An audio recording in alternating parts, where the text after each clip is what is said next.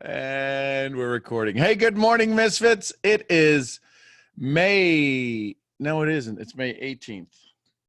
I'll fix that as soon as we get started here. Goodness gracious. I change one thing and forget to change the rest. It's May 18th, 2020, episode 352. That I got right. No, it's 353. Did I upload the right one? Anyways, I'll fix it here in a second. Today we're going to be reviewing notes from the mastermind. Who did we have in our mastermind? We had Greg Zeker. We had, maybe you've heard this guy, Les Brown was at our mastermind, all done virtually. We had Glenn Morshower. We had Todd Stottlemyre. Anybody follow baseball? Any big baseball fans on here? The Cardinals, the A's. Todd Stottlemyre, his dad was with the New York Yankees, Mel Stottlemyre, but he was 15 years with a starting pitcher, and he came on and he threw some notes down. He spent 90 minutes with us, and Glenn Morshower spent 2 hours with us. So yeah, Todd's a good guy, a good friend of Kyle's. They've known each other for years now, and so that's the thing about masterminds. You get to bring in your friends, and folks like me get to share and listen to that. We had 80 people in the mastermind, so pretty amazing event. That being said, good morning. What else? Today is Monday. We're going to throw down some information here for you to have a little conversation. How many of you were on yesterday's call? If you were on yesterday's call, drop an S in the chat. If you were on Sunday's call, drop an S in the chat. ¿Qué lo que, John? Buenos días. Buenos días, mi amigo. So the ones that you see that dropped an S in the chat have not even had a 24-hour break from me.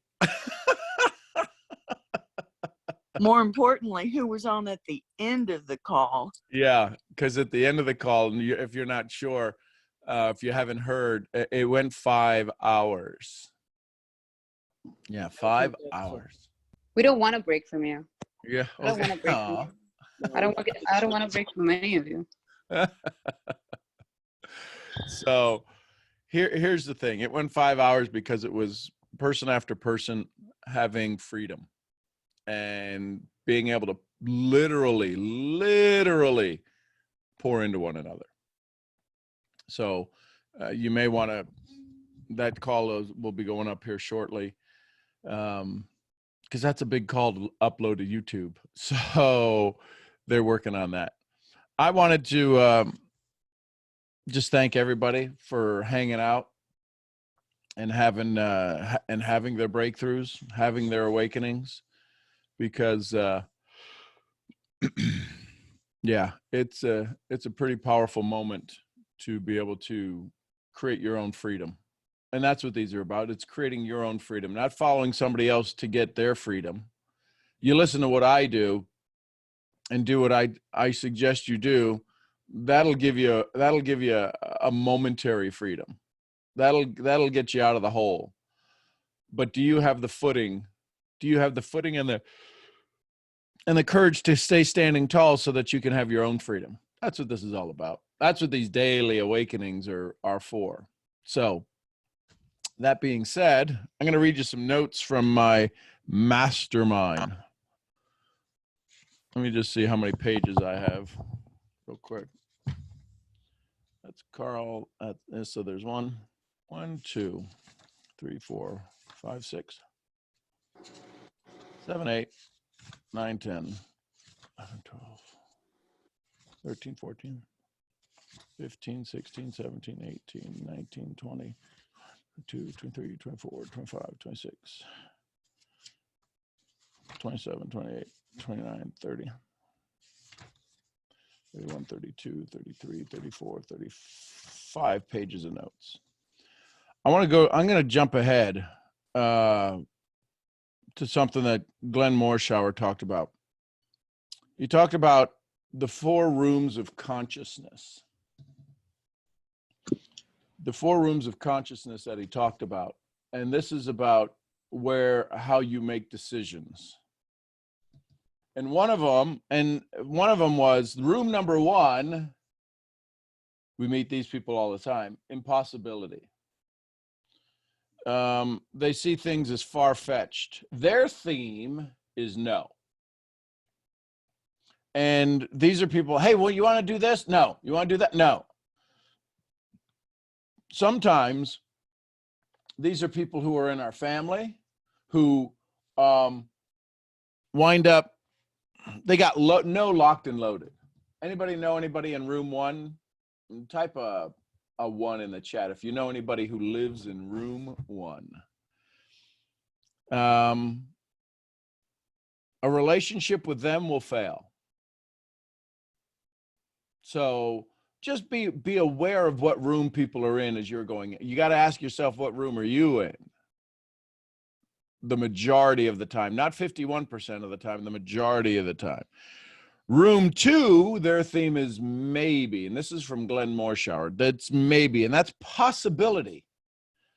Okay, I'm listening. Maybe it's true. They're upright when you tell them. They're not leaning forward, not looking at you. They're upright. They're able to stand there and say, okay, tell me more about that. Yeah, this is absolutely the same in business. This is the same for life, right? There's people in business that are in room 2, and there's room 1 or room 2. Room 3 is probably. So we go from impossibility to probability. To possibility to probability. Number 3 is it's likely, probably going to happen.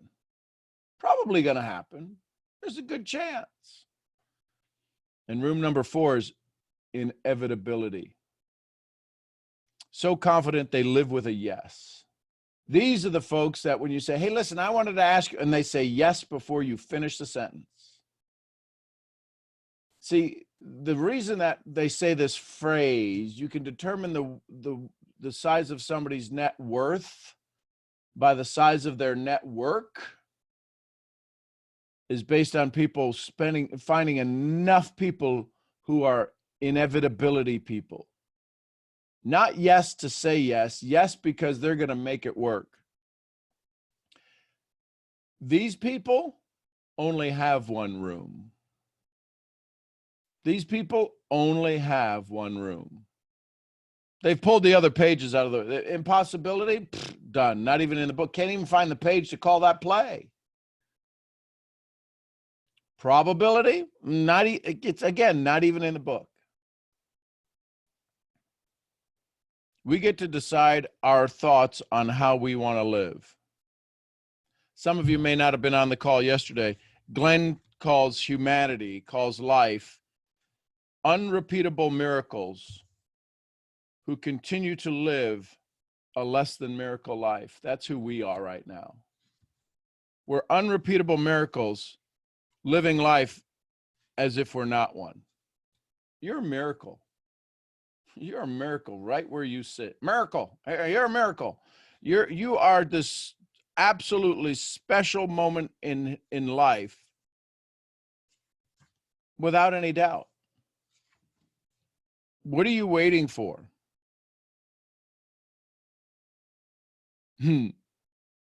Oh, you ready for this one? This one will change the way you look at everything.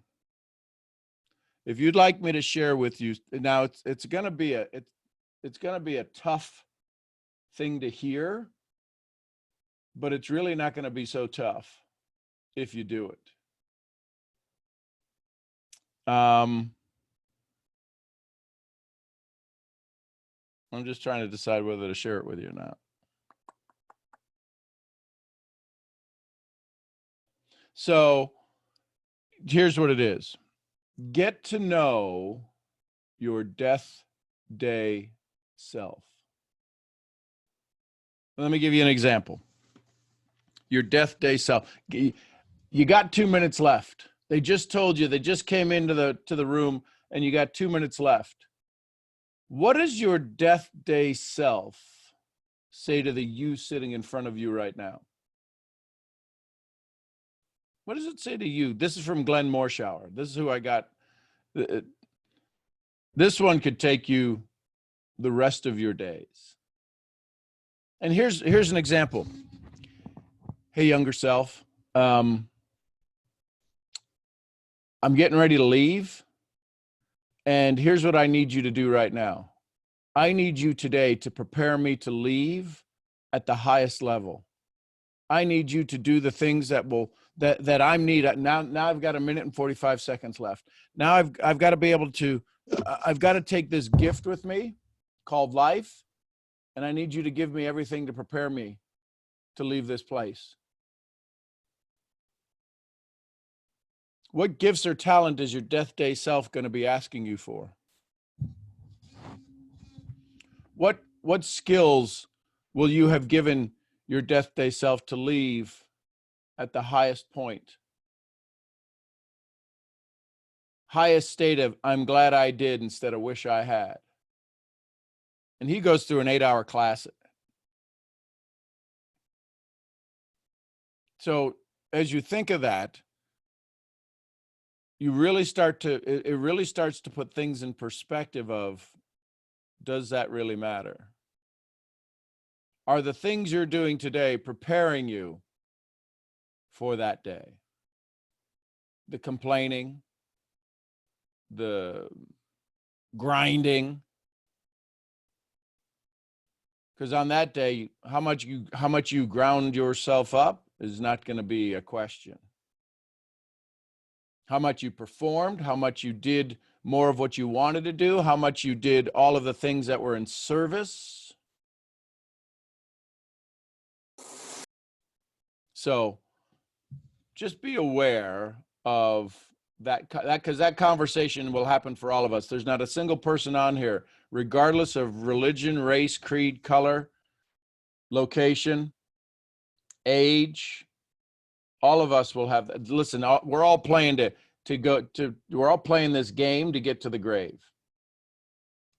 That's where we're all going to wind up, metaphorically, whether we cremated or otherwise. But this is all to a finish line. That's an end. That's an end. So let me go back through my notes here. Let's start on page 1. Let's see here. So we had Jeanette give us some meditation. We had Amy, Dr. Amy Novato, teach us breathing. I just gave that. Somebody came over to the house last night and they asked for, they were having some real big issues with pain and breathing. Let me see where it is. Tell you what episode to go look at.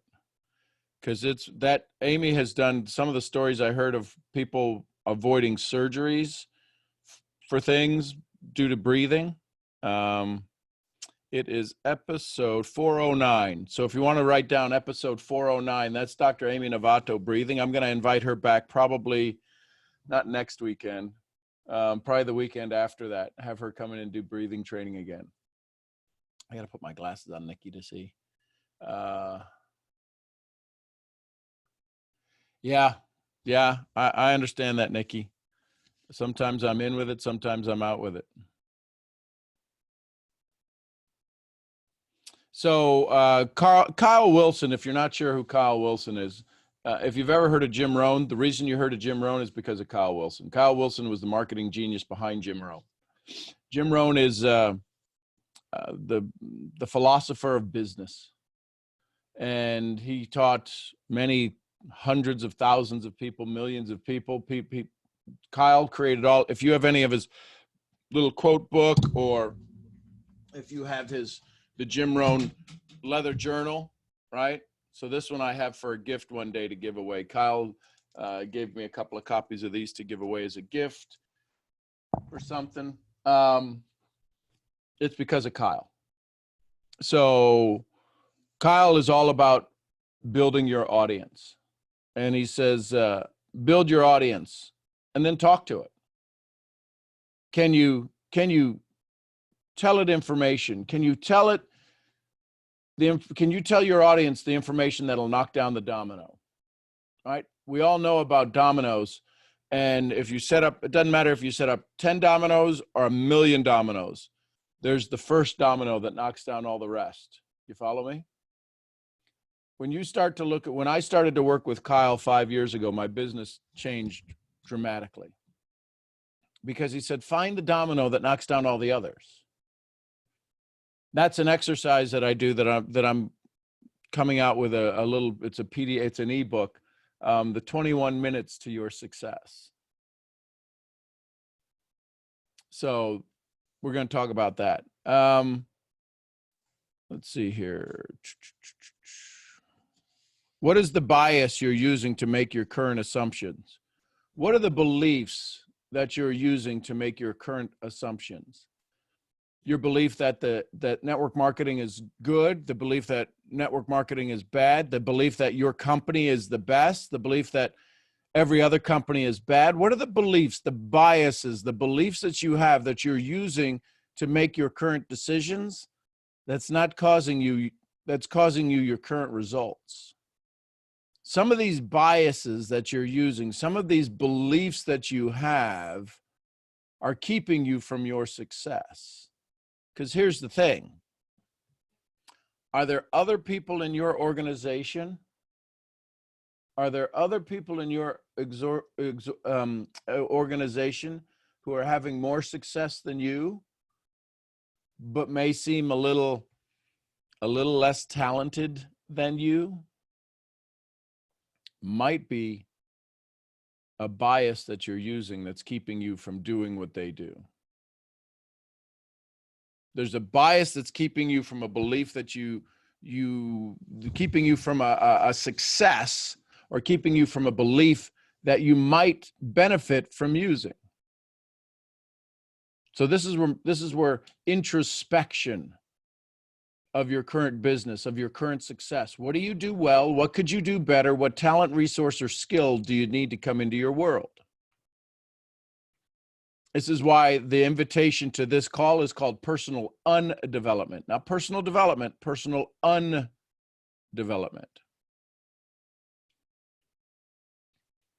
Here's a big one. What flow are you not in? What flow are you not in? And what flow do you need to be in that holds your money? Ooh, snap. What? There's a flow, there's money that's passing all around you. Listen, COVID has nothing to do. There are people getting rich in COVID. There are people who are doing more business now than they've ever done before. Right? Imagine the hand sanitizer company, or the mask company, or the printing companies that have to print 6 feet social distancing, right? How many millions of those signs have already been printed? They're on every floor everywhere, and they're going down every day, more and more. Money is flowing. Money is flowing everywhere. If it's not flowing to you, what flow are you not in? How do you step into the flow of money? This was true a year ago. Now it's even more true because more people have been kicked out of the flow. That's a question you might ask somebody as you develop your skills to have a dialogue and not a monologue with your prospects. Let me ask you, have you been kicked out of the flow of money? What do you mean? Well, think about people. When I look at people who are younger, one of the more common industries that they're in is food and beverage. Right? Restaurants, servers, bartenders. They have been kicked out of the flow of money. Now, they relaxed some rules in different locations. I don't know what it is in your state, but in Texas, they relaxed the ability to have open container in the car. That has allowed restaurants to serve liquor as they're waiting to pick up their food. It's also put a large profit margin back into their conversations, into their business model. There's a lot of profit in liquor.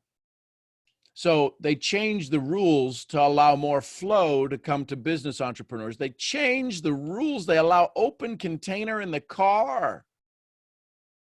That was like, man, you know what I haven't seen? I have not seen, right? Mad, getting all running ads in newspapers and everything else saying they shouldn't do that. Right? It's funny how the rules can get bent when the world changes. Well, here's the reality. It's always been your world. It's always been your world. You know what most people are getting frustrated and aggravated about? Is that the thing they put their authority in no longer exists. The stable economy no longer exists. What they used to do no longer exists. Now, even people who did not lose their job are working from home. That changed. There's people who can't work from home. They're learning it. They're going to have to learn it. They may not have a position because they're now going to be able to monitor the productivity of somebody. Do you have the discipline to work from home? Well, I've been in the home-based business for 22 years.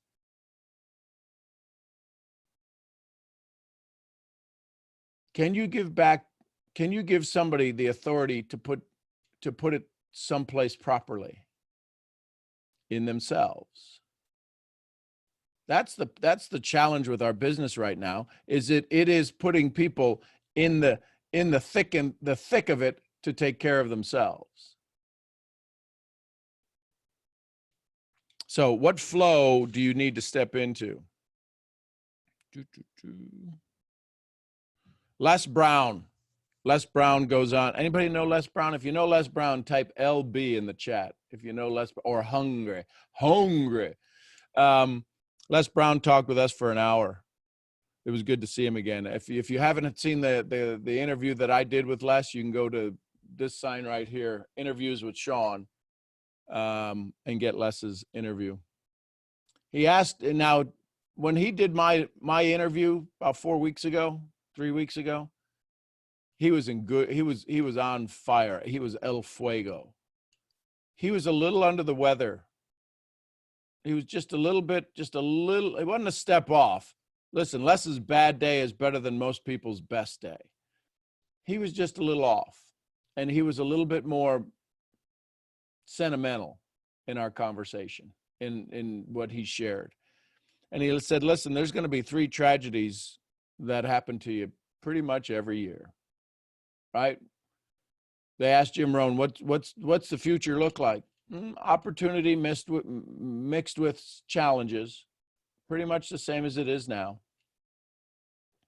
Les asked, are you ready to fight? Are you ready to fight?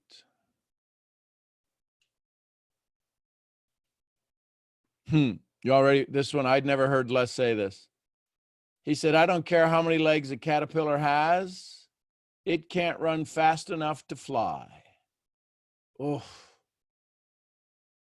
isn't that just like bomb drop? I don't care how many legs a caterpillar has. It can't run fast enough to fly. You're going to have to change. And in that change, listen carefully, you're going to be alone. Caterpillar doesn't change where everybody sees it. We're not even sure how it goes or what goes on in that thing. But if you're going to become a butterfly, you're going to have to go inside. You're going to have to step in. You're going to have to be able to deal with the now. He said, this is right now. This is the time. This is the time for people to become their butterflies. He said, but too many people are running around trying to run fast enough to fly, and they never will. They're trying to run too busy to get back to their old place. Old place is gone. Yesterday is gone. If we sat here and talked about what we talked about on our call for 5 hours yesterday, 5 hours the call went yesterday. Why? Because it was important.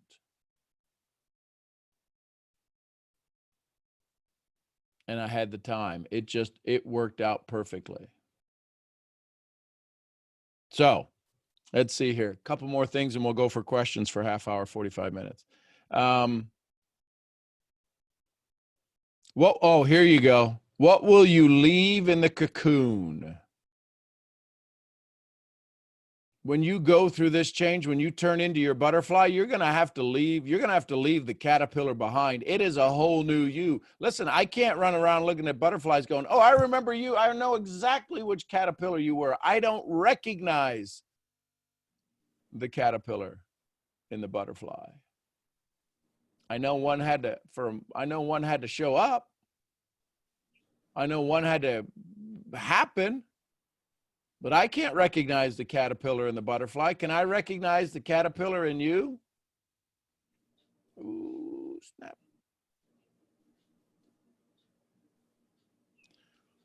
Then he talks about the people you hang out with. Think about this.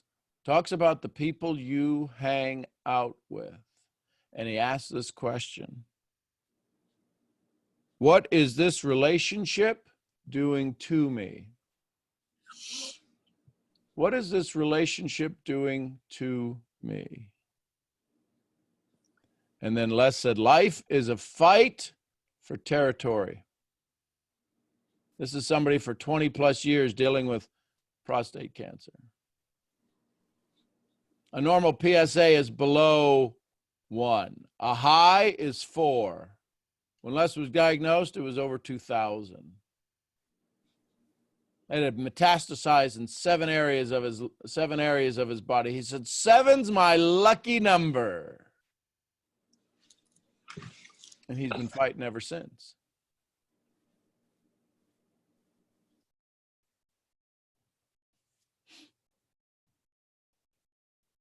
What's your next greatest version? What's your next greatest version? Les Brown asks. And he's big on things about the end. What are you doing to rob the grave from taking your talents? Some of the greatest music in the world is 6 feet under. Some of the greatest loves in the world are buried under dirt. The greatest talents that exist are in a box, 6 feet under. What talents are you going to rob from the grave? Because you're going to use them now.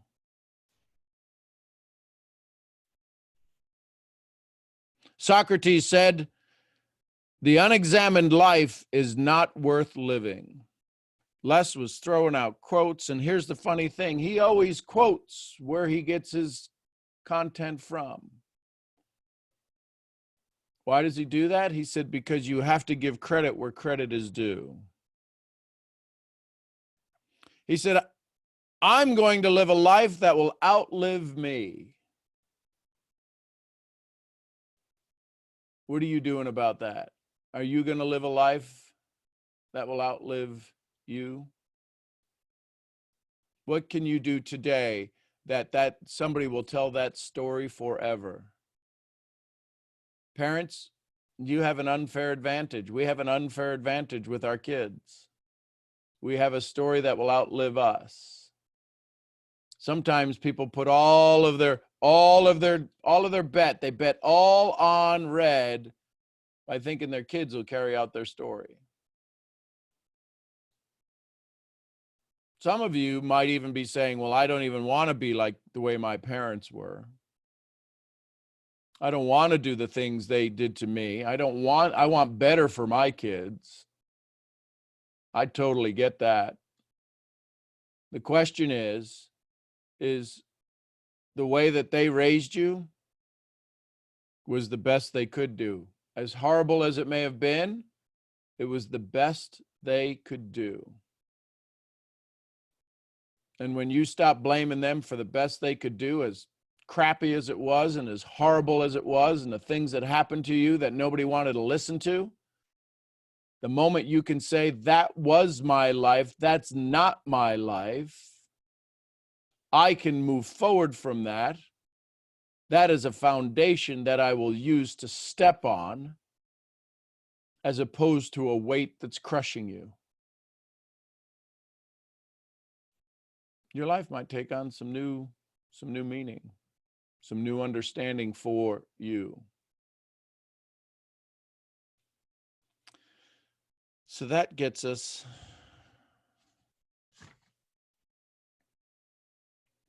who takes you to places within, who is the person who takes you to places within ourselves that we can't go by ourselves? See, that's what mentors are supposed to do. Take you to places in yourself that you can't go by yourself. If somebody's just teaching you what to say or what to do or how to do something, that's a teacher. Maybe it's a coach. But if they don't stir up an idea inside of you that you haven't been there before, that you haven't had before inside of you, that you've never been taken to before, and in doing such, it brings you more value than you've ever had before, that's a mentor. That's what Les did to all of us on the call, the interview with me, the conversation we had with him on Saturday.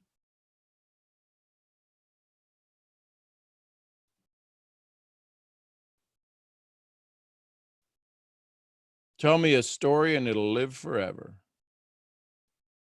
We don't know enough about ourselves to be cynical.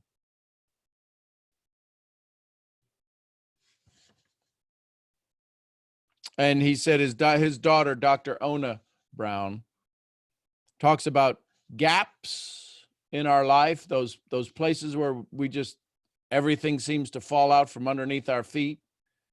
Gaps are a gift from God. The chance for you to learn how to hold on again. The chance for you to be able to wake up and realize how things change. So with that being said, we've gotten to page 1, 2, 3, 4. It takes some questions. See a whole bunch of hands up. Good morning, LaToya. Well, good morning, Sean. Great day, everyone. Thank you for sharing about Les Brown. He was actually one of the first motivational speakers at that time when my son had passed, and I went through the state of wow. But yeah, and the first speech I listened to from him was "It Is Possible."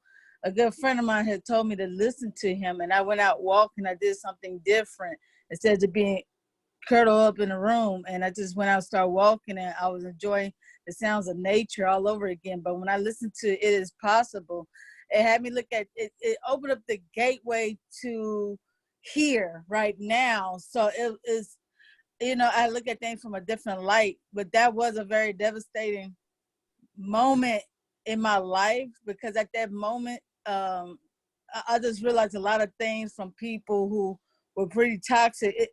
Things like that happen also let you know where your environment is at.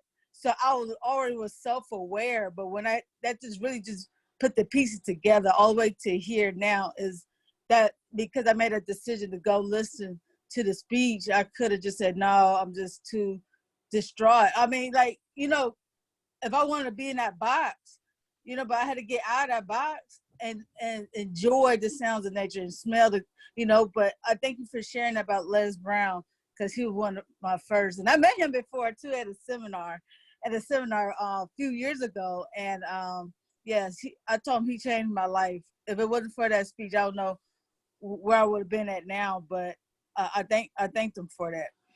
Yeah, he was amazing. Appreciate you, LaToya. Thank you. Let's go to Vach. Good morning, Vach. Good morning. Good morning. I didn't have a question today. I didn't know you were gonna call so fast. I had a poem. Not a question. So yeah. So should we come back to you? Yeah. Okay, cool. I'll come back to you closer to the wrap up. Okay. Okay, cool.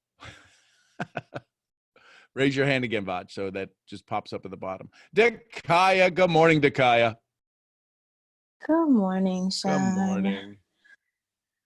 Oh man, yesterday, I don't know, it started off like pretty good, and then like I went left, and I started crying, and I was just like feeling like really overwhelmed, and like I I think now it kind of has to do with that same situation I had talked about with the whole thing in the hallway when my grandma had cancer the first time, because I'm actually going to see the person today.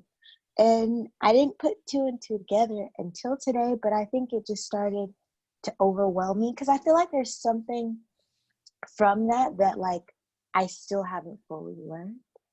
And I don't really know if I have a question. I just know that like I haven't been feeling great. And it's a struggle for real. But like not a struggle, it's just been challenging. Okay, so how long do you want to hold on to that story? I don't. Okay, so what would happen if you let go of it? I would be enjoying. Well, maybe. I don't know. Me either. You don't know. Right. But if you let go of the story, would you still be in nowhere land? No. So if you let it go, you'd be in somewhere land. Right. And here's the challenge. Somewhere land is an unknown. Nowhere land is at least you know the misery you have. True. Is it okay to step into somewhere land? I say yes, but why haven't I? Well, you haven't because of your old story. Your old story This says is frustrating. well, of course it is. Well, listen, most people die at 21. Most people die at 21. We bury them at 65. Right. The introspection, the idea of thought is the hardest thing that any human will ever do. Just the simple idea of thought, holding a thought. You've let go of the reins. Is it okay if you pick the reins back up? Yes. Okay, cool. If you pick the reins back up, where would you want to go? I don't know. I haven't thought about that. Well, then, welcome to nowhere land. Now you can see, now at least you laugh because it's like, well, crap, now I've been keeping myself here. No wonder. Yeah, exactly. I just asked you where you wanted to go. I haven't thought about that. Welcome to the reality. Oh. So now I'm going to ask you, where do you want to go? Let's think about it. Where do you want to go?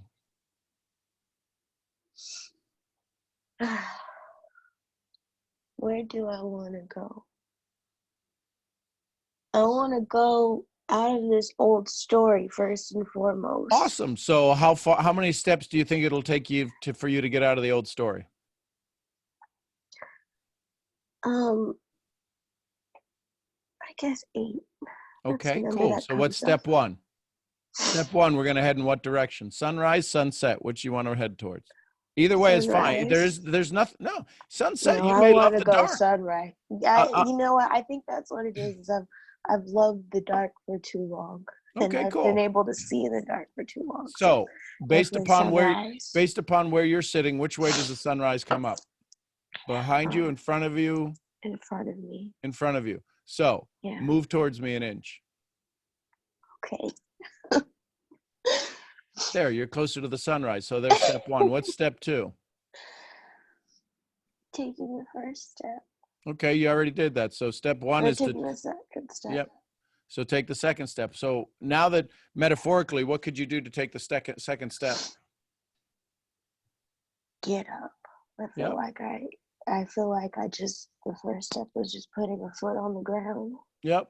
So why do you sit in the dark right now? Is that because other people are around? No, everyone's asleep. Cool. Turn on the light.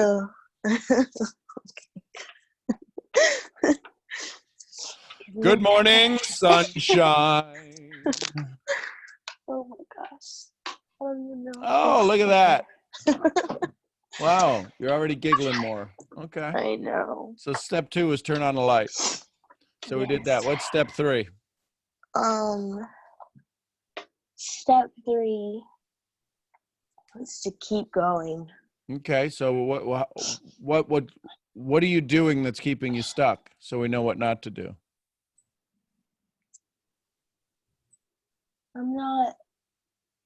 I guess I'm not doing what I want. Okay. What do you want to do? I want to just be able to love like I used to. Okay. Because it was so free. Okay. So what's keeping you from loving like you used to? Being around people? Yeah. Okay. So can you see some of the names on the screen here? Yeah. Okay. Can you say their names? Whose name can you say? It's Bakumi. Okay, wait a second. So Bakumi, you're going to say Bakumi, and then you're going to say Bakumi, I love you. Bakumi, I love you. Okay, whose other name can you see? Kendra's. Okay, tell her. Kendra, I love you. Okay. Who else can you see? Delia's. Okay.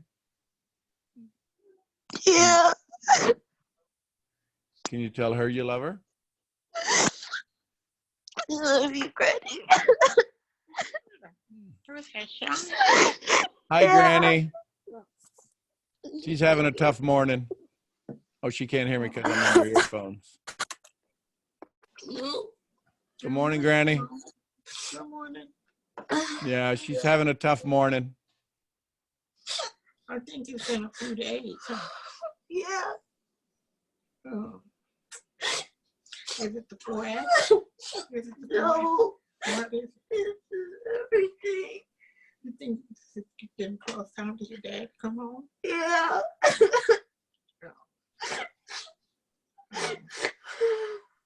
Granny, thank you for being there. You just got a lot going on. Too much. Yep. Maybe you need to sit back from for a while. I don't know. Listen, there ain't no better advice than Granny advice. Yeah. You just need to take a break from everything. Yeah. Need to recharge. Yeah. Yeah. I mean, Yeah. just step back, call Travis, and let him know, hey, you got to take a break. Yeah. It's taught. You know, because you're not all you meeting. No. Okay, okay, there you go. Maybe it's just time to step back. Okay. I think so. Yeah, because it's overwhelming when you don't reach your goals. Okay. Maybe that's what it is I'm doing too much. You're doing too much. You know, you're trying to read, you're trying to study. I mean, Sean is sacrifice. Just deal with Sean for a while. Yeah. You know, let Sean be your therapist for a while. Okay. We love you, baby girl. Listen, Granny, there ain't nobody better than Granny. Okay. Who is that? I thought girl talking. That was Nikki, I think. The kid, you're amazing. We That's love all. you. Y'all tell Takaya you love her. Y'all tell Granny you love her. Y'all unmute. Tell her. Love you, Grandma. Love you. Love you. See, Granny. Love You, Granny. Love you. I feel better. Love you. Well, you gotta support girls anyway. All right.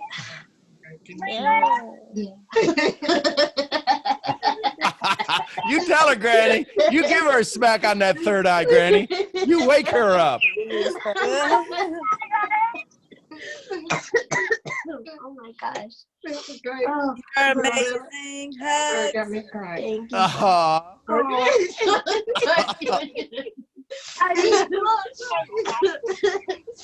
I want everybody wiping tears. Exactly. Y'all tell Granny we love her. Y'all tell Granny you love her. Love you, Granny. Love you. Love you. Love Love the you. grandma. Thank you Love so you, much. Granny. Love you, Granny. We love Did you eat? I started Thank you for sweating. Yeah, you just overwhelmed. You got too much going on. We need- This We is need fun. Granny on our call. I know. Love you, Granny. Need Granny on our call. Oh my God, Oh, that's gosh. Girl, Victoria, love you. Some of them, yeah. Oh, And that just happened. John, maybe you need to hurry up with the damn retreat.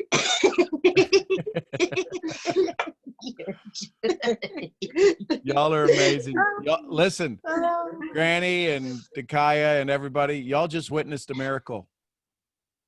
Y'all just witnessed a miracle. I feel better, and I feel like I just started sweating a little bit. Oh, well, you got the RBP, hot robe syndrome going on. I guess so. All right. Well, I feel better. Thank you, Granny. Thank you, Granny. Love you. Yeah, girl, you went all over you. Granny will love you as long as you ain't sweating all over her. Listen, I love you, baby girl, but don't be sweating all over me. Don't be sweating up in here. Oh my gosh. All right. All we need is a good laugh. Well, Thank you, good morning, Granny. everyone. Hey, there's Dakaya back. Oh Oh, my gosh. I know, right? Y'all Well, witnessed I it. feel better. Wow. Dr. Wayne Dyer said, change the way you look at things, Dakaya, and the things you look at change. Yeah. That I was think there's just been too much going on in this little brain of mine that I haven't been in here too much. Yep. But It guess feels great. who kicked you out of your brain? Granny Exactly. popped right out of there. Oh. You're gonna pop that little head of Yeah. yours and just go, we don't need that. and then you got true granny love going, girl, you sweating, get out of here. Yeah, I told you, I'm having the Rhonda energy is just Well, this is my essence. Get your is fan. flowing Get through your me fan. right now. You need a fan. I know. Oh Go- yeah, Man, kick I'm that get you box. some putting fan. that little light Kick fan that on. I know, right? Open the door up. wasn't that something? Well, we just Wow. got to witness that. Well, I thought I had a question. You did. I feel better now. Yep. You wanted to be saved, and it took a tribe. It took a village. Yeah. But it took the Oh my one gosh. it took the one who doesn't really have to say a whole lot. Right. Oh my goodness. Man. I feel like I'm like vibrating. There you go. Oh my gosh. Hey, Sean. Yes, ma'am. She's smiling way different than she was when you first called her. Oh, her whole Look at body. that. Oh, girl. So this is I what know. happens. This is the chemical Oh my factory gosh. that resides in our body. It can change us physically like that. It can change us mentally like that. But we can all see her different. Yeah, I feel different. I feel like I'm awake. You sound like Wow. Oh my So, gosh. Dakaya, Woo. I would ask you to send just a big thank you out to this community who just served you. Yes. Thank you. I love you guys so much. I am so appreciative of you. And man, I feel like I just wake up and I just get to be surrounded just by love, even more so than I normally do. And I appreciate each and every one of you because you guys have helped so much and given me the tools that I really did need, because I don't know, I wouldn't have been on this good of a path if it wasn't for you guys. And each and every one of you have made a place in my heart, and I hope you never forget that. Man, oh my gosh. So, Takaya, Yes. I'll say it now. Good morning. Good morning. There it is. Oh, wow.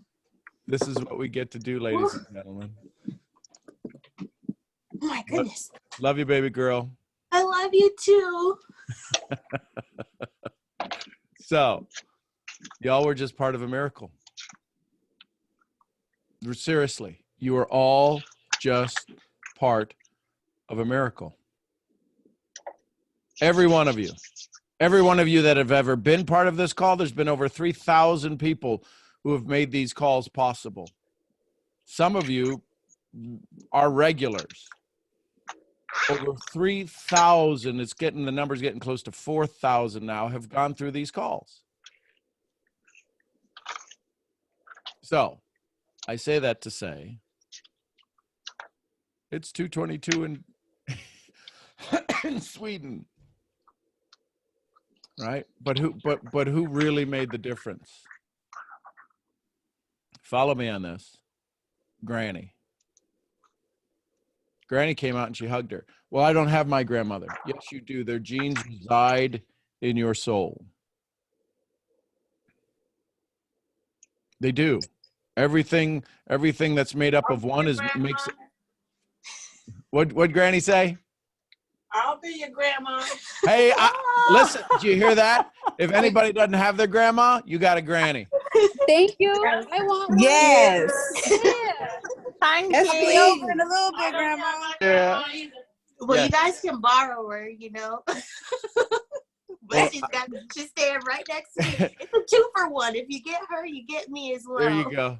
But here's the She's cool cutting thing. fruit, Monique. Granny's got enough energy for all of us. She can out energize her bunny, all of us. She just moves around a little slower, but that's because wisdom's heavy, baby. Baby girl, you just need to take a break. It ain't that easy, Granny. Oh, yes, it is, sweetheart. Yes, it is, baby girl. And she just snapped you too. Isn't this the best ever? I love watching Jennifer. Jennifer Light's right above Takaya, and she's just smiling up there and watching all of this going on. And she's in Sweden. Yeah, y'all get this? Jennifer, your hand's up. I'm just going to go to you. I'm just seeing you there. Good morning, Jennifer. Or good afternoon for you. Afternoon. Hi, Sean. Hi. Hello. I love you so much. I love all of you so much. I'm just vibrating. But I actually had a question. Please go ahead. Okay, so there's someone that has a goal, and I have the keys to help her, but how do I present the goal or like the key to her? How do I present the key?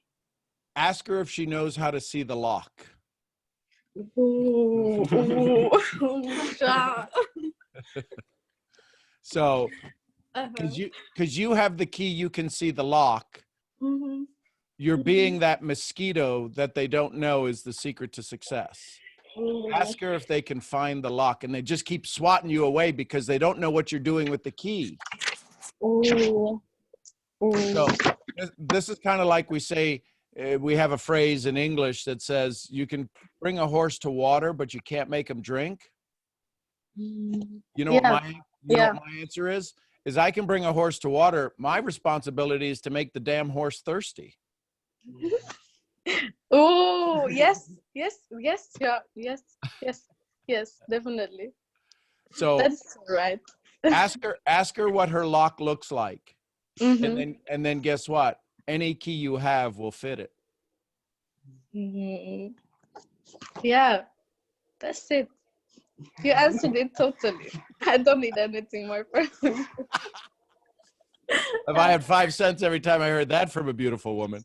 So Jennifer, thank you. Does that help? Yeah, it helped me so much. Thank you. Okay. Yeah. All the way to Sweden. I appreciate you. Thank you for being a part of these calls, my love. I'm so grateful. Thank you. Thank you. Outstanding. We have the bestest souls on the planet. How cool is that? So let's see. Let's go to Anne. Let's go from Sweden to the UK. Sean, Good morning, Anne. good morning. How are you? Outstanding, my love. Excellent. First of all, I want to say two things. Firstly, I went on your website, interviews with Sean. I put my email address in and it asked for my password. And I went through my email and I haven't received any password or anything like that. So I don't know. Okay, so I'll have it checked, but yeah, normally it shows up right away instantly in your email. So I'll have the team check that out. All right. And then I'll make sure they get you whatever it is, password, or we make one up for you, and then you can go in and change it. So Thank you. And the other thing was that, the 2 calls during the weekend with Yes. Wanda and then yesterday, I had to cut off early because I had to go, but well, yeah, between the 2 calls, it was 8 hours. I mean, who's got a job? but on Saturday when Wanda spoke about her like vulnerabilities, it really spoke to me. But Was she vulnerable on that call? and she spoke about like what did she speak about? She spoke about like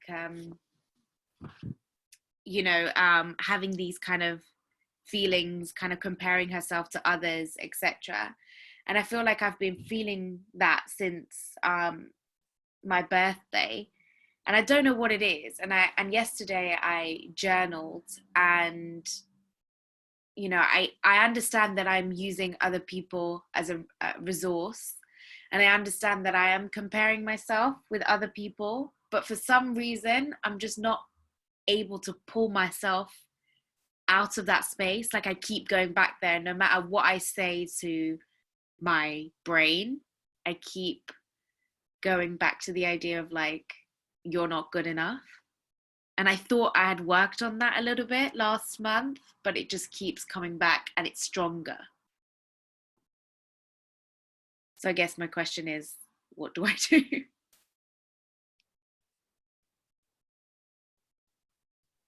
RBP? I was like, did he just unmute me?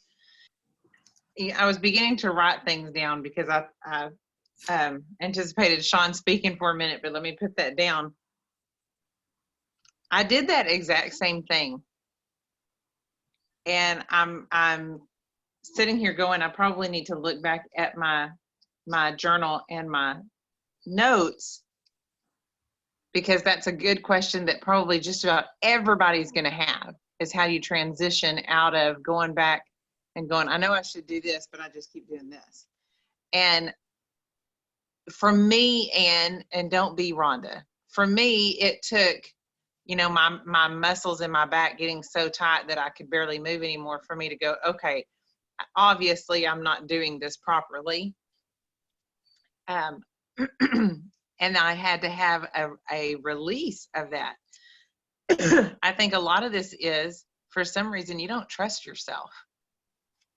And what's scary there is when you don't trust yourself, you can't trust anybody more than you can trust yourself. But we get this perception skewed of everybody else knows what's better for me. Everybody else knows what I should be doing. That's what I was doing with Sean. Well, Sean knows what I should be doing. I'll just ask Sean. Well, Sean doesn't know what I should be doing. Sean knows a path to success, but he doesn't know what I should be doing on that path. So that's when I had to learn to walk beside someone. So you doing exactly what you just did, which was vulnerable enough to go, I don't know what I'm doing. All I know is what I'm doing is not working. That's a huge start. And you haven't even given yourself the accolades for doing that part. That part alone, coming on the phone, on a Zoom in front of however many people's here all over the world, and you going, I ain't got my crap together and I need some help. That's huge. I know you didn't say that's like the East Texas version of your beautiful, elegant way of saying it. You don't trust yourself.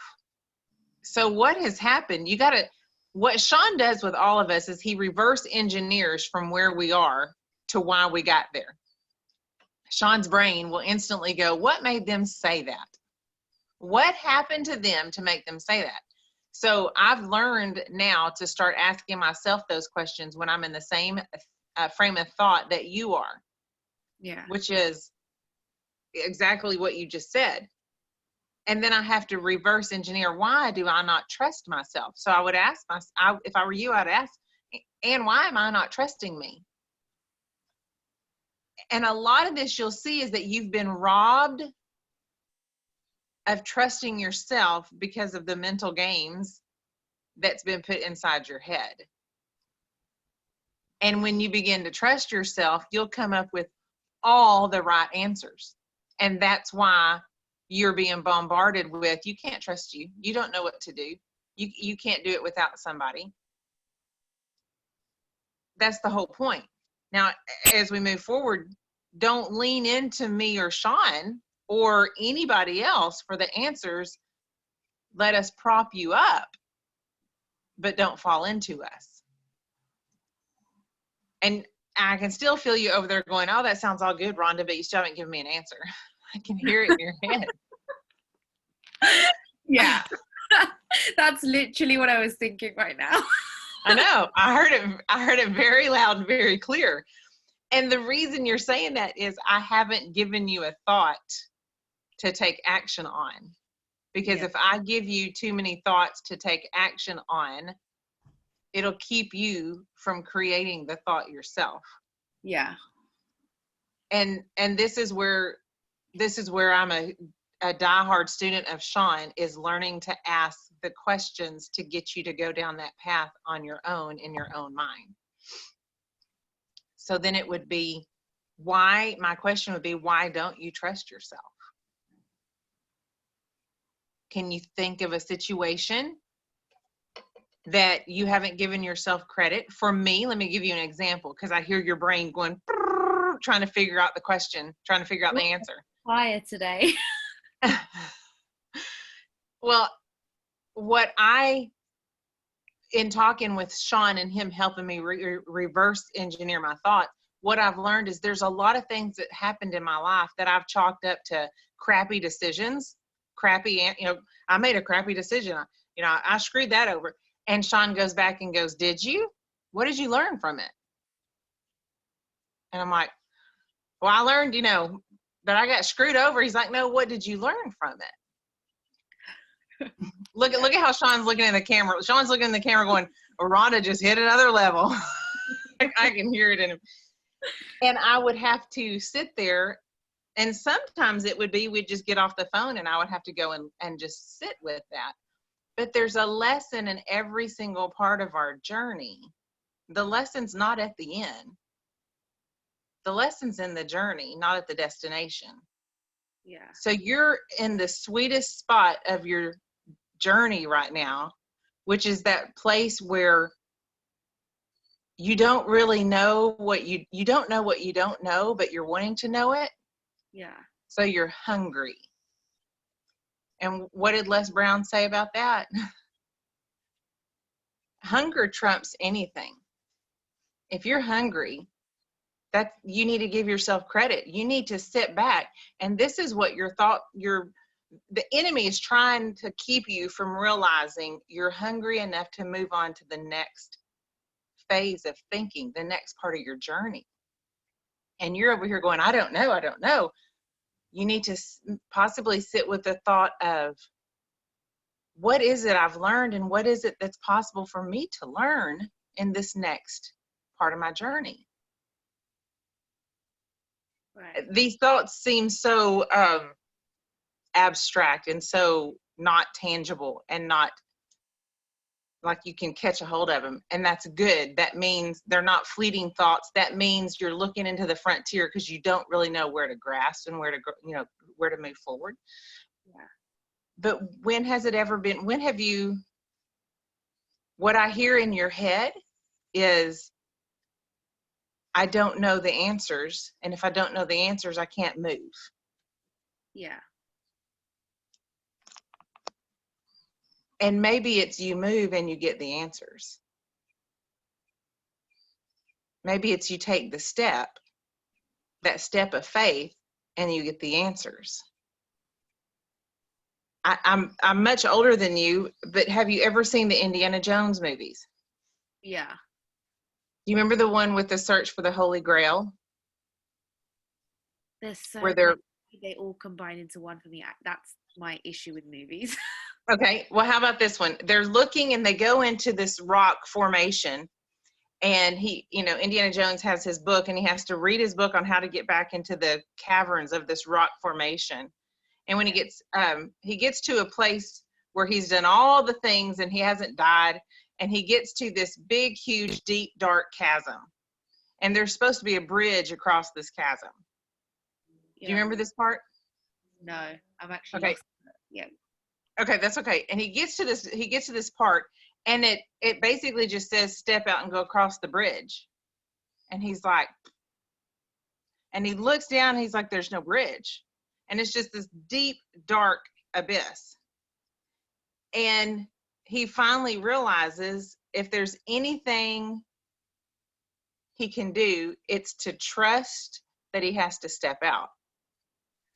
And it's a moment where Indiana Jones is not going to be able to use his whip to save him. He's not going to be able to do anything to save himself if this doesn't turn out the way he thinks it will. And he sits there and he takes a big, deep breath and he closes his eyes and he steps. And as soon as he steps, this mirage appears. And there was always this bridge, but it looked like part of the chasm, part of the darkness. And when he hits solid ground. And then as soon as he hits solid ground, it's like look at one of those pictures and you see all these dots, and all of a sudden you see like a lion's face. It all comes together and you're like, oh, there it is. That's what happens to this bridge. That's the potential right now in front of you. Is you may not see the bridge that's in front of you, but you need to realize, and you have every single thing inside of you to take the step and realize you're going to land on something solid. It may look different than what you think it is. You may not be able to see it at first, but it's right there in front of you. That's the knowledge you have inside your heart and inside your body. That's the place where God will meet you with knowledge that you didn't have because of the faith that you implied. That sounds like a really retarded answer, honestly, in my head, but it's what came to me. No, I mean, I understand, like, the answers have to come from me. Like, I can't always lean into people to find the answer. Sometimes I just have to trust So let me stop you, because I heard you say something that I want you to change that will help you see a better answer. You said the answers have to come from me. Maybe it's the answers get to come from me. The answers will come from me. Yeah. Maybe this is a moment where the answer to everything is to build your faith in yourself. I just heard the answer may not always be the answer. It's the action always comes from you. There would be that faith step. Yesterday, after I did some journaling, I did Sean's exercise of writing 100 things that you've achieved. And I got to 54 and I got so mad because I was like, how can I have not only achieved 54 things in my life? And then this morning I was like really trying hard. I was like, come on, there must have been things that I've achieved that I should be writing down. And then I just got frustrated and I just like left some blank pages to come back to it. But it was just so annoying because I'm just like, there's your answers. There's your answers. Your answers are in the other, 46 answers you'll write down on the page. Your answers are right there. And it's going to be pushing through to write down those other 46 items where you're going to increase the level of faith inside yourself. And you're going to see. Because I did the exact same thing, and I came home a year ago or so, and Sean was like, write all this down. I'm like, dude, I ain't done 100 things great in my life. Are you kidding me? And so I started writing them down. And after about 25, so you did better than me. After about 25 or 30, I was like, hang on. You know what? I get to count anything. Like there's not a rule here that says I can't count something. So I started writing down, and it's crazy because there's probably about 10 or 15 things where I wrote down like, you know, when I was little, I learned how to tie my shoes. I don't trip over my shoestrings. That's true. Hey, listen, that's huge. That's huge. That's huge. That's I huge. learned, I potty trained. I don't wet myself. I'm so grateful for that one. Especially on a Vegas trip for 21 hours in his car. I learned how to brush my teeth well. And I started writing down the little things. And what's crazy is the magic's in the little things. Because if the little things wouldn't have happened, none of the big things would have happened. None of them. If Sean didn't learn how to hold a bottle and drink properly, he couldn't have hydrated himself the rest of his life. But see, we make it this big, huge things. We see somebody like Sean in front of us, and we see all these things he's mastered and all these people in his life and all, yes, thank you, Sean, all these accomplishments. And we're like, oh, I haven't done anything. Oh, but baby girl, you have. If you didn't learn how to talk or use a phone or use Zoom, you wouldn't be here. That's so true. You wouldn't have taught any of your students. Do you know how to charge a phone? That's huge. So it's these little tiny accomplishments that we all take for granted, that we go, oh, I hadn't done anything. Oh, but you have. You've come on here, and because you've learned to speak with that accent that is so different than mine, you tickle my ears every time you say, oh, hello, Sean.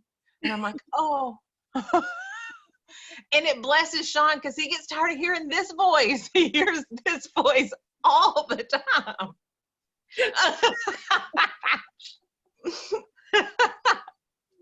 Somebody should have got a picture of that. So, and you have all the, you know how to brush your hair. You know how to properly address someone. You know what's one of your hugest accomplishments ever? What? You know how to smile. Yeah. And you're doing it right now. I know. I think what you've just said to me actually rings true, because when I was writing my accomplishments, all were based on like accomplishments that were like recognized by other people, like a degree. In like, your head. They were all in your yeah. head. Yeah, none in your heart. You were all performance based. Exactly, yeah. I was performing to be a certain type of person. Yeah. You have to jump into the heart. If y'all listen to me, I'm more heart language than I am brain language. Stop it, Sean. Y'all get to see some behind the scenes. Y'all wait till this quarantine crap is totally over. I will be up in Sean's office all day, every day, and he's gonna have to put up with me all the time.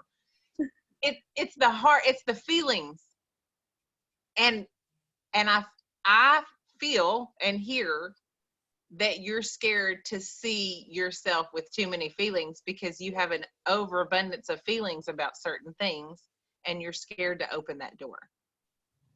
Yeah, I was always told I was emotional. Good. Become that way again, please. Yeah, I mean, people were annoyed. So I'm learning to be emotional without annoying people, but then that's addiction to approval. So yeah, just love. People sometimes get annoyed because you stir up the spirit in them that they don't want to deal with. yeah. But if you don't have those emotions, you're just walking around like a zombie. Yeah. Love and let the world see it. Now, when you love and let the world see it, don't love in anticipation for it to be reciprocated. Yeah. Love with the intention to love. And that's it. No agenda. No agenda. Because as soon as you have an agenda, you're leaning into people and they will fail you. Yeah. I feel like most of the time my brain and my heart are like fighting each other. Like last time, I came on and I talked about, I think like my body took over and I just couldn't get up. And then Bob, I think it was Bob, who said something really interesting, like maybe you're so excited about something that your body kind of took over your old story. And then this, like just before this kind of process, I started practicing showing love to my parents, but more physically, like hugging, kissing, just very like in love. And then I got to this state and it's like my body's just trying to stop me every single time. So love yourself that way. Yeah. You've shown it to them and you've shown it to, other family members. Love yourself that way. I mean, the Bible that I read says, love your neighbor as you love yourself. If you don't love yourself, it's really hard to love your neighbor. So if the maker of the universe suggests to me that I should love myself, I need to love myself. Easy to love someone else though. Sure. But I can't know real love until I allow me to see the love that's inside me. Because then I will always equate the way I should be loved with how someone else loves me. And what if they don't love themselves very well? What's my definition of love? Oh, wow. Yeah. Now you give anybody and everybody the power to show you what love is.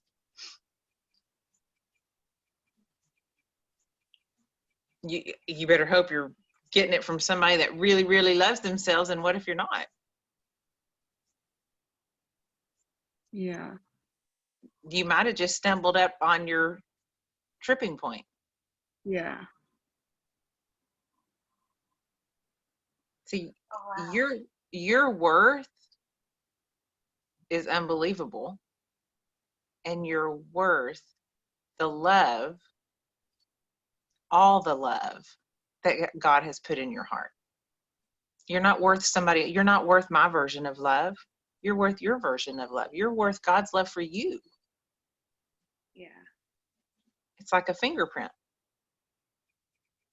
Wow, I never thought of it that way. Well, it's because we listen to all these cliche sayings.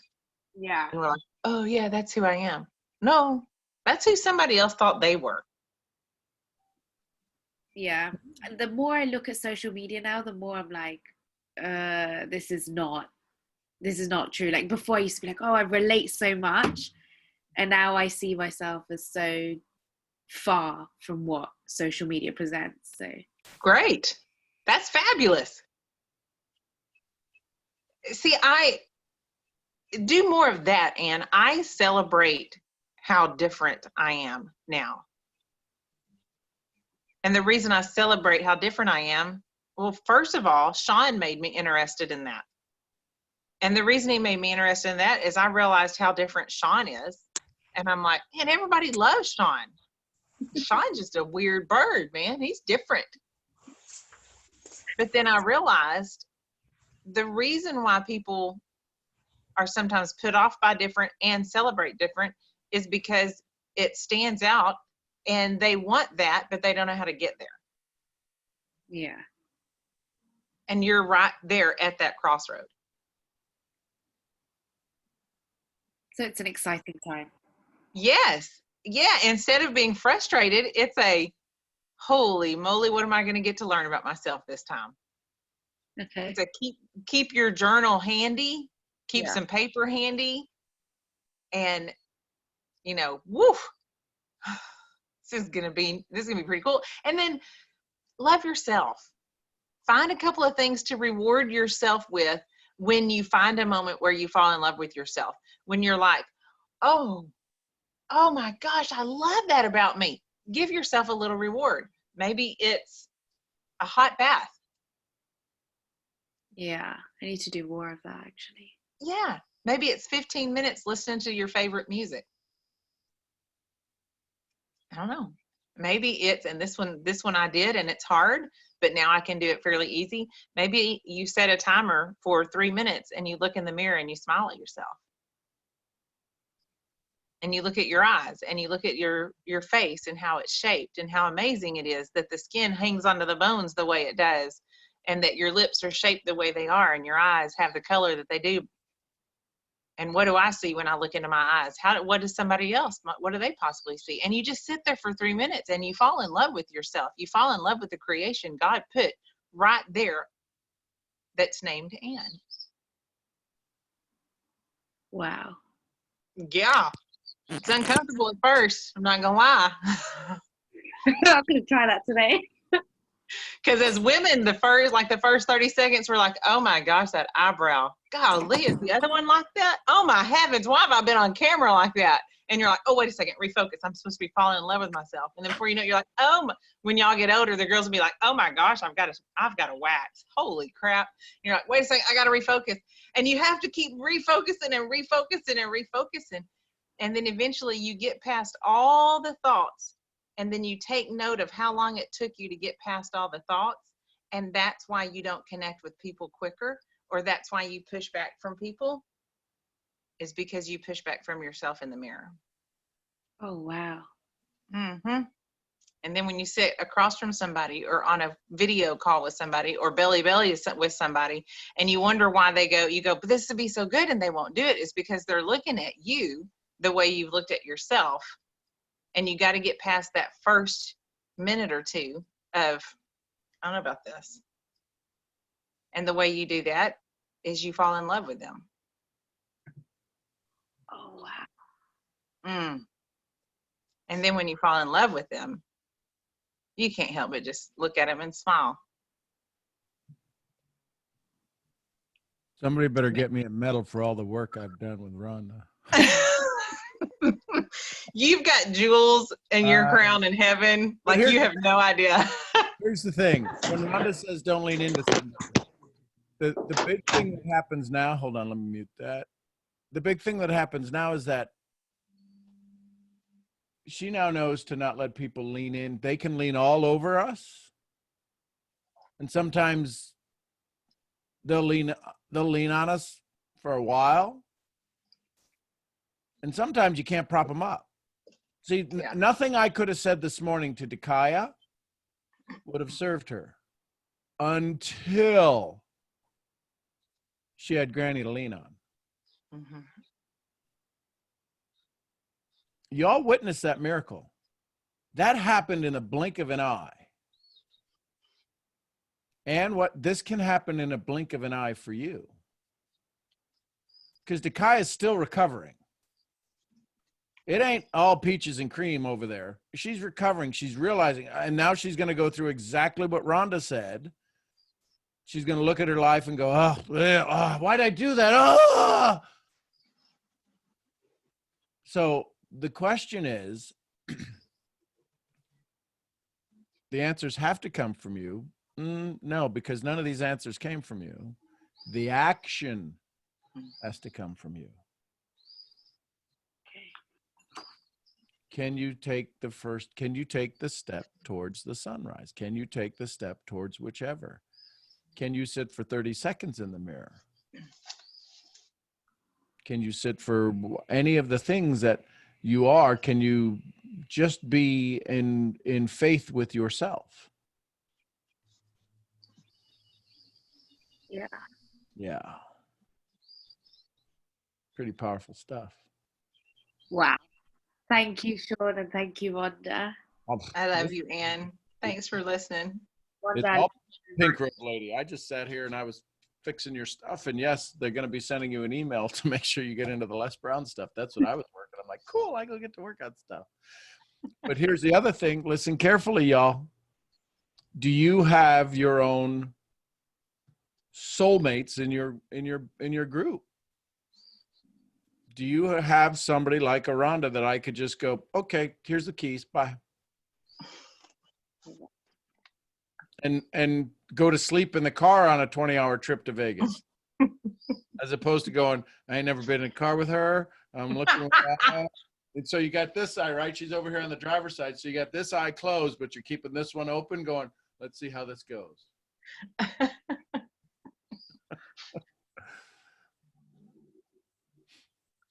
So there you go.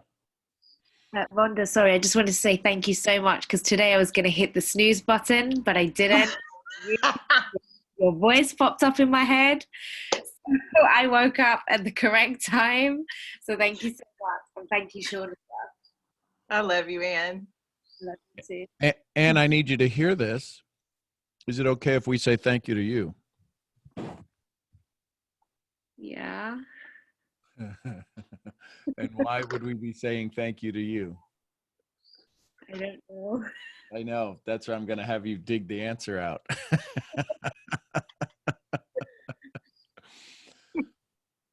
What you just helped us all walk through, why would we be saying thank you to you?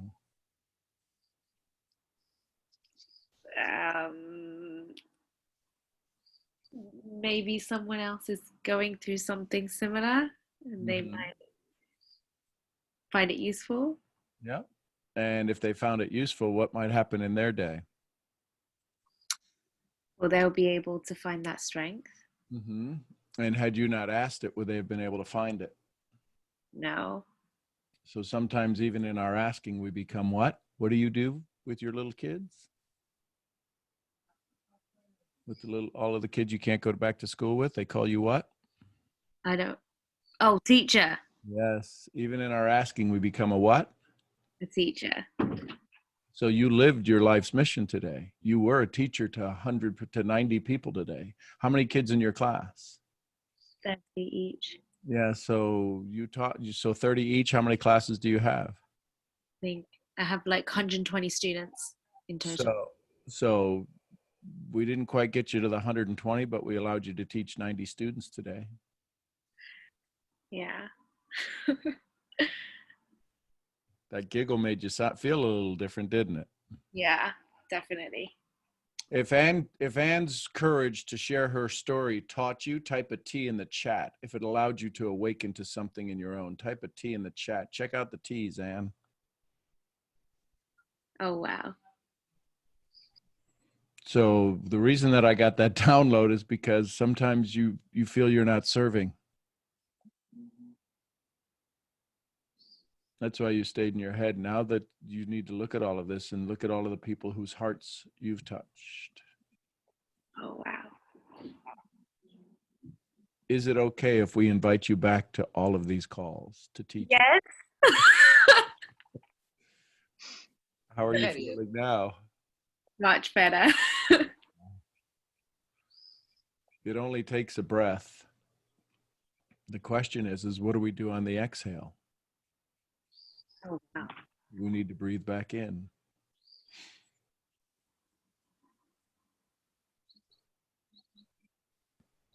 You feeling it?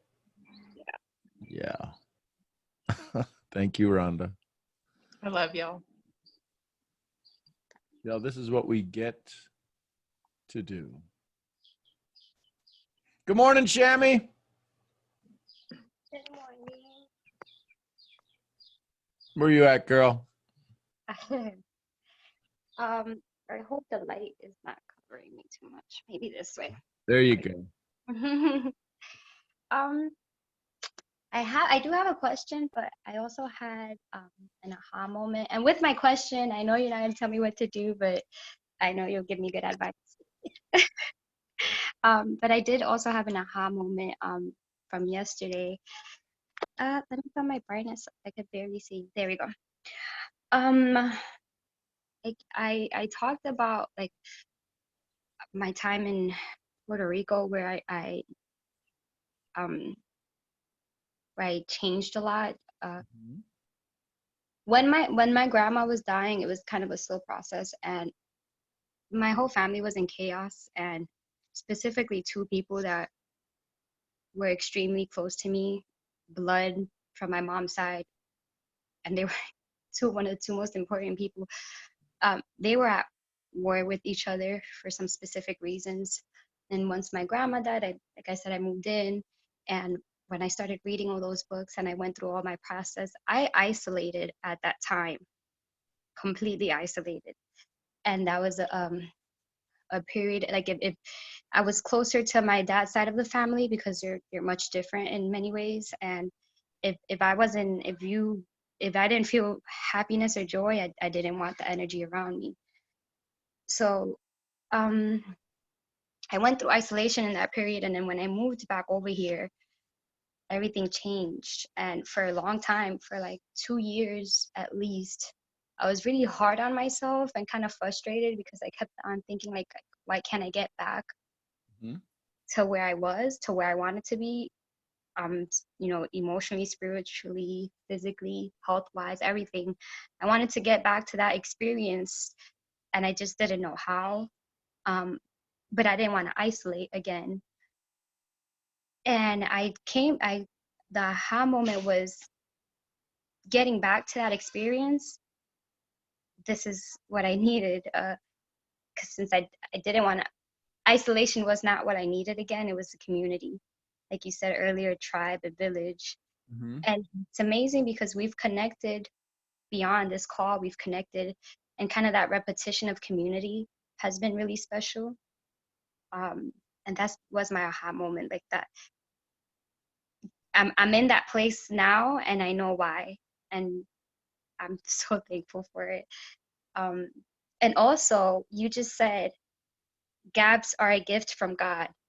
So that gap of frustration and kind of being hard on myself from not being where I wanted to be, I could now journal and reflect on it as how was it a gift from God?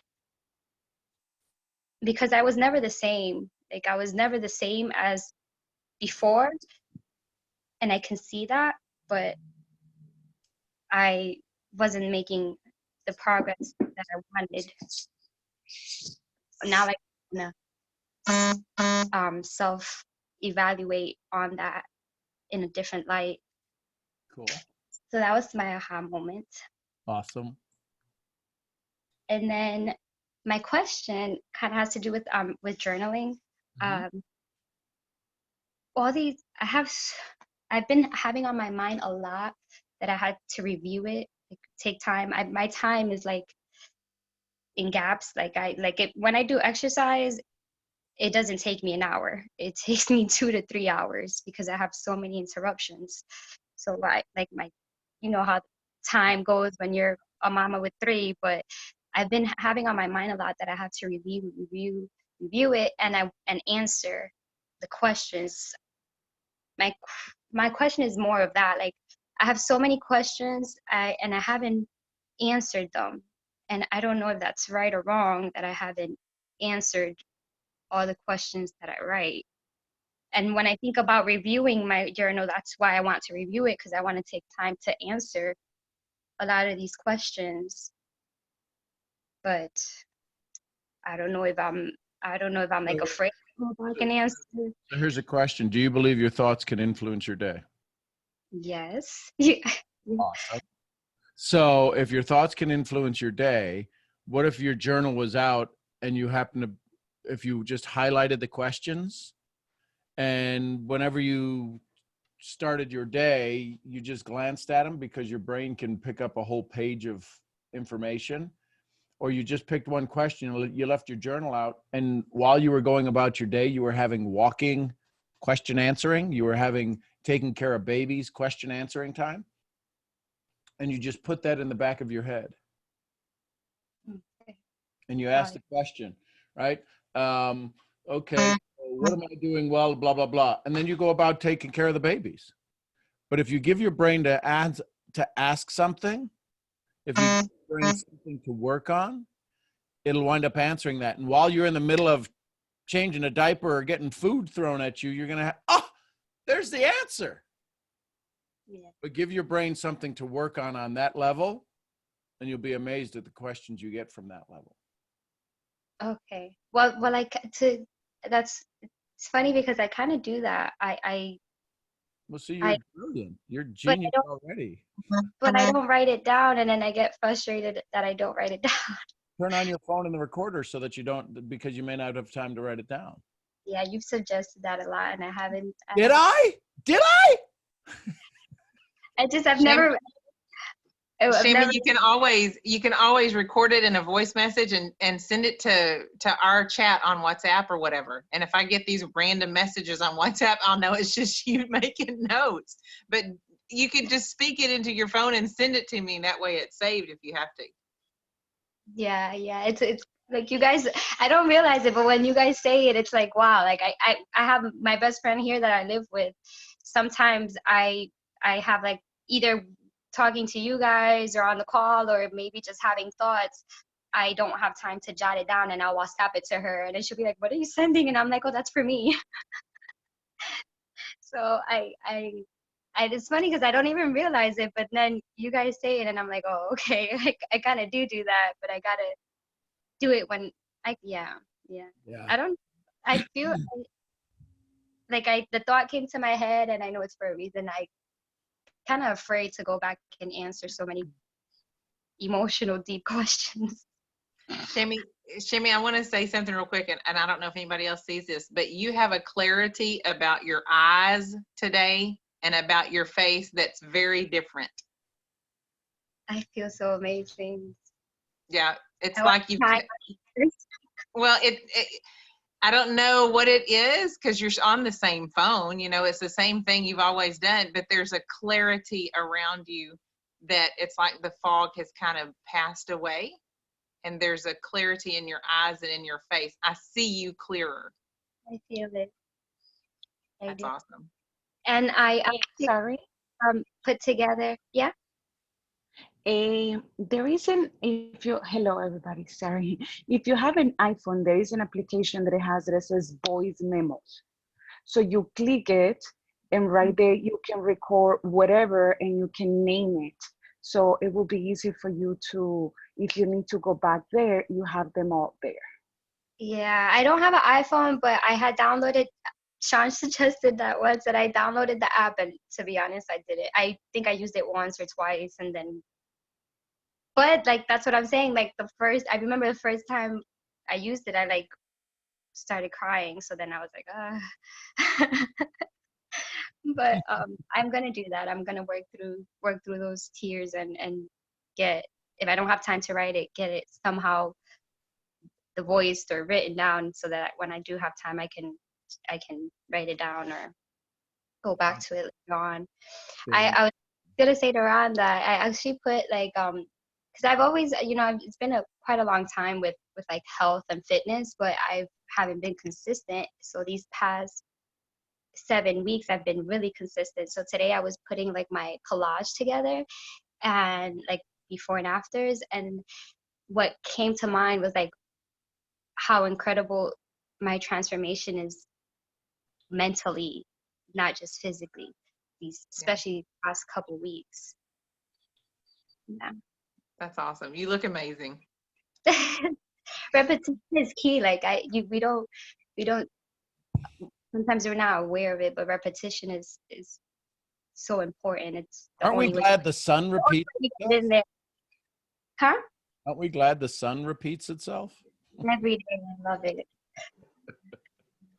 Shammy, you're amazing. Thank you for all of the joy you bring to us.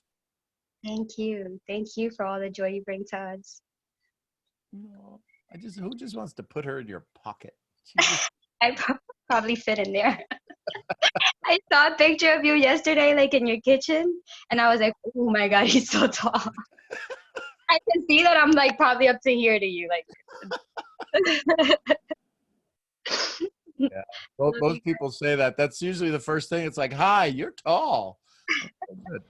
Sean, I watched the video around 10 years ago. Sorry for interrupting. I watched the video around 10 years ago. And if you're not like 7 feet tall or something, I don't know. I never imagined you being so tall. I was like, is this Sean? Like, really? Sean, Who is this? Sean, do you have a picture of you and I? I'm trying to remember if we have a picture of us standing side by I don't side. think I ever wanted. I mean, took a picture with Stop it. You. I'm sorry, I missed something. How tall are you, Sean? So my technical, my engineering response is the angle of repose of BS. Top. Well, I knew that. 6'3". You're closer to the sun. That's why your sunshine, Sean. Yes, go ahead, what?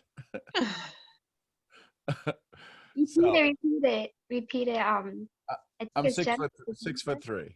No, what she said. Oh, what? Well, who said what? She said you're closer to the sun, so that's why yes, yes, that's right. Absolutely. And we're gonna wrap up with Vach. I've got something I've got to get onto, but I think Vach has a poem for us. And good morning, Nikki. Good morning, Vegas. Nikki, I got to give big props to anybody who's getting up at 4:30 in the morning. She's amazing. I love her.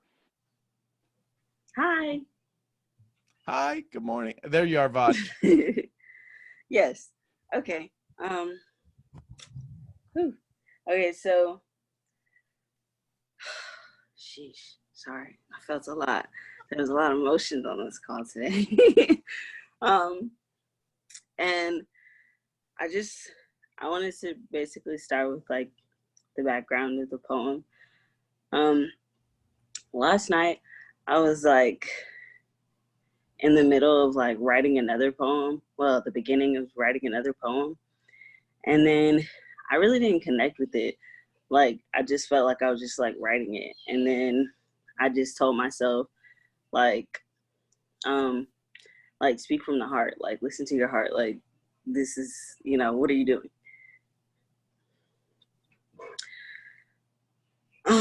So I was like, okay, so let me just dig deeper into myself. Because as I told you guys that it's been like a lot more difficult for me to express myself outside of writing poetry lately. Like I haven't been able to find the words outside of writing. So yeah, I just wanted to share this with you guys. It actually touches a lot with, and I can see why God was like, okay, we just gonna save you for later, because Takaya and Anne, and someone else that talked, you guys a lot, like touched on a lot of what the poem talks about. So here we go. Independent, and they cannot become sick because they have to finish the work. And when Oh wait, they become sick. Sean, I think there's someone else talking. Oh, never mind. Okay, so here's the text before the poem. The text reads, I love your breath and live in between it. I love your lungs. They're so close to me. I love you because you're so homey. I love you, but you act like you can't know me. And here's the poem. The heart says, I would break for you. For you, it seems like you get heartbroken a lot, but guess what? If I was ever broken, you wouldn't be here. If I was ever harmed, you would know. So why do people call being hurt a heartbreak when I'm the one rooting for you the most? Every pitter-pat or thump I make in your chest should remind you of that. Do you feel me? When your mind is racing, when you're too messed up to look up, can you feel me? I'm rooting for you until I can't anymore. I'm rooting for you until my last breath. Don't you get that? You're loved. You've loved and lost, but your heart hasn't been shattered. You're not picking up pieces of your heart. You, her, and he are art. And that's what makes me your heart. I am allowing you life. And I'm so glad that God kept me so that I could keep you. I'm so glad that when you contemplated choosing life or death, life chose you. I keep telling you I love you and you tune me out. I talk to you, but you're too busy learning foreign languages, love languages, and business talk to understand the language of your own heart. Hello? I'm here too. I reside in you.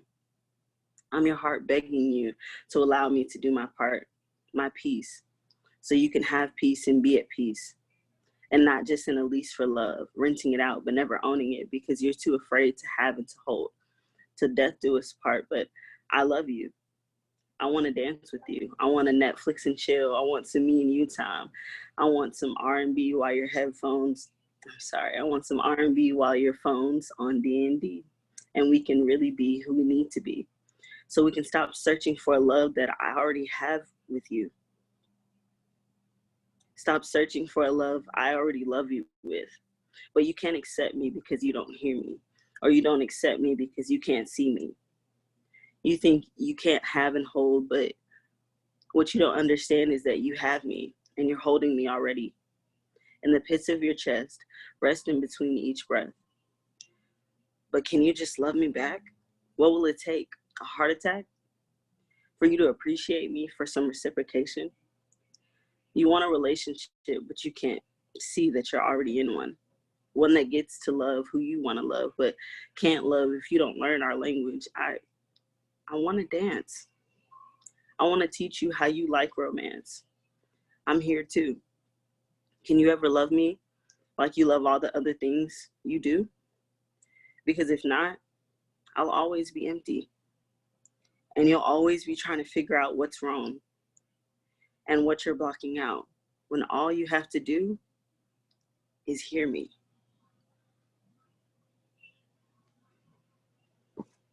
And that just happened. Wow, Vach. Yeah, I'd keep your day job. Not a. And that's why I signed up for her email newsletters. Mm-hmm. Wow. Way to go, girl. Thank you. Listen, y'all, the 56 of you here, as you start to see these poems take place around the world and people sharing them and reading them and posting them and different things, you can say you're at the first reading. You're always at the first reading when we get to have Vach here. How cool is that? Yeah, I just wanted to share that with you guys because I'm on this. Yeah, no, just something I just threw together, right? Yeah, you know, Well, beans. no, Beans is fine. because I wanted to, like, it's like kind of like a question that I had for. Basically, I get, like I said, it's been difficult for me to express myself because I feel like, I guess me writing my poetry is me at my most raw form. Mm-hmm. And I feel like when I write poetry, I tend to like cry a lot. And like, I don't ever cry when I'm actually talking about what I'm going through or like, or thinking about what I'm going through. But when I start writing poetry, like, I feel like I'm actually like emptying, I guess, what needs to be. But, I don't know. I felt like a lot of people kind of felt that because, that's what you guys were talking about on the call. Like, you know, like actually listening to your heart, like actually loving yourself and how to do that. And I feel like for me, like, I know, okay, yeah, my heart's there, but am I listening how I should be listening to my heart? Am I actually feeling? Am I allowing my heart to love me? You know, am I like truly learning how to love myself, like Rhonda was saying? Or just am I just expecting for other people to teach me how to love me or how to love? So I'll ask somebody who understands poetry the way you do. I'll ask you this question. Can you ever love your heart? Can you ever love yourself the most? And the answer is yes. But now what happens in this moment? You've got to fall back in love with you because you just changed. And now this moment you just changed. And in this moment you just changed. So it's always going to be this never ending journey of joy. It's like when you reach this mountaintop, what happened? What do you see when you reach the mountaintop? The whole world. The more mountaintops. Yeah. There's always another peak, even if it's higher or lower. So the question then becomes, are you willing to make the journey? Are you willing to go into the gap? Yes. Yes. So now you can fall in love.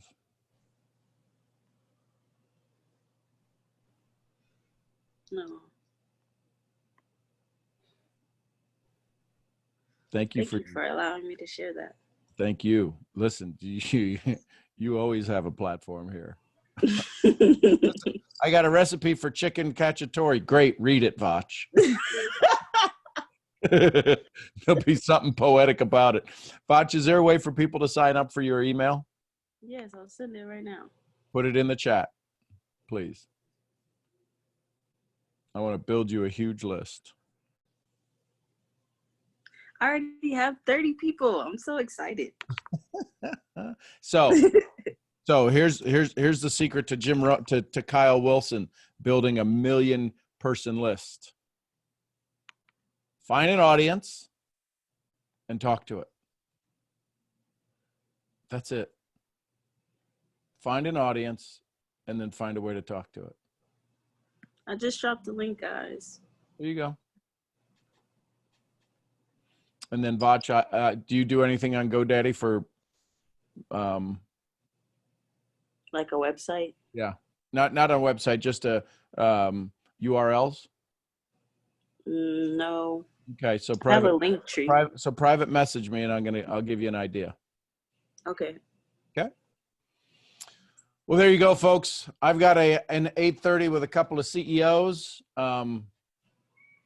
chief ego officers. So yeah, they want to pick my brain on some things. I don't know why. Farm boy from Ohio, ain't got much up there, but RBP, would you like to wrap us up? That poem, holy moly. Yeah. Oof. Sean, they're saying they can't copy it. So they probably, well, it looks hyperlinked on mine. So I'd have them take it, screenshot it, and screenshot it or write it down. Mm-hmm. Or you can message me on Instagram if you don't want to do that. I can drop my Instagram. Drop your IG. Yeah. See, some people are saying I clicked it. So because I don't have that to keep you from getting it. Yeah, it looks like a hyperlink in mine. So yeah, just message Vach. Vach, drop your IG and they can message you as well. Look, everybody's saying they clicked it. Okay, cool. And Rhonda, what were you about to say? I'm going to go back on mute now. Whoa, my cat's like attacking my chair behind me. That poem, that was perfect. I'm not rendered speechless often, but that poem was so beautiful, Vach, and your voice with it, the inflections of how you speak, your cadence and how you speak. You have got such a gift. Like, this is your gift. This is your God-given gift to do this and to do these poems and read it the way you read it and to bless us. And I so agree with Sean. I get to hear this first from you. And it's like a moment of heaven coming down and just speaking directly to us. And you put it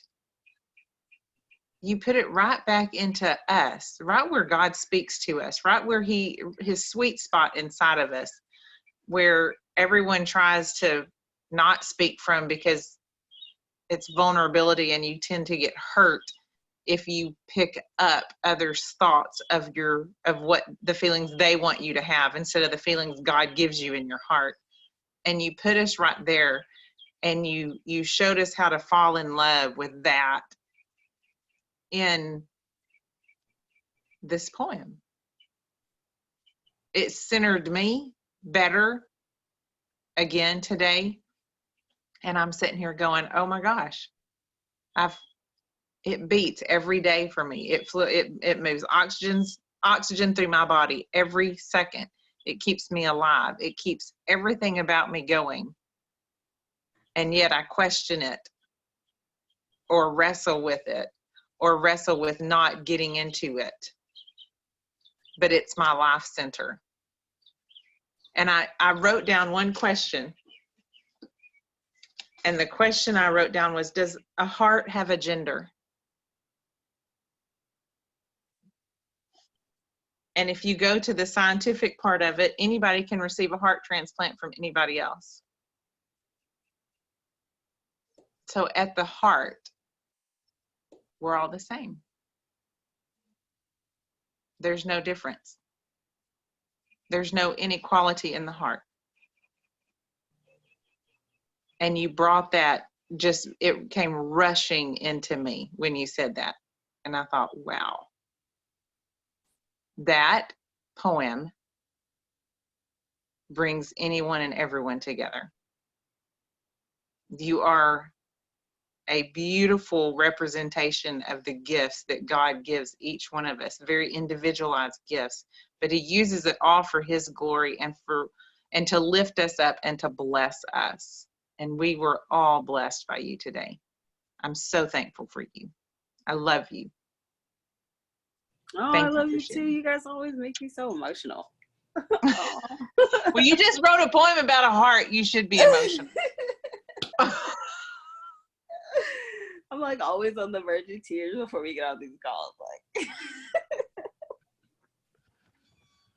love you. You go, thank folks. you. Thank you for noticing my voice, because I've been working really hard on like actually putting a lot of feeling in the words that I'm saying in the poems and not just reading them all like monotone and stuff like that. So thank you. It shows. Well, there you go. Botch, appreciate you. Everybody that shared, appreciate you. All of those with your hands up. Come back tomorrow. We'll be here tomorrow. We'll start off with your questions tomorrow, and we'll go right there. So I'm Sean Murphy, your head misfit, founder of Mental Profits. I'll see y'all where? Next event. Love you tons, everybody. Y'all send some love to each other. Love you guys. Love you Love you guys. guys. Love you guys. Love y'all. Love Love you. you Thank guys. you. Have Have a a good good day. day. Thank you so much. Love you guys. Love y'all. Have a great day. Y'all have a blessed day. Brandon's baby. Share your smiles. Share your smiles. Yay. I love you guys.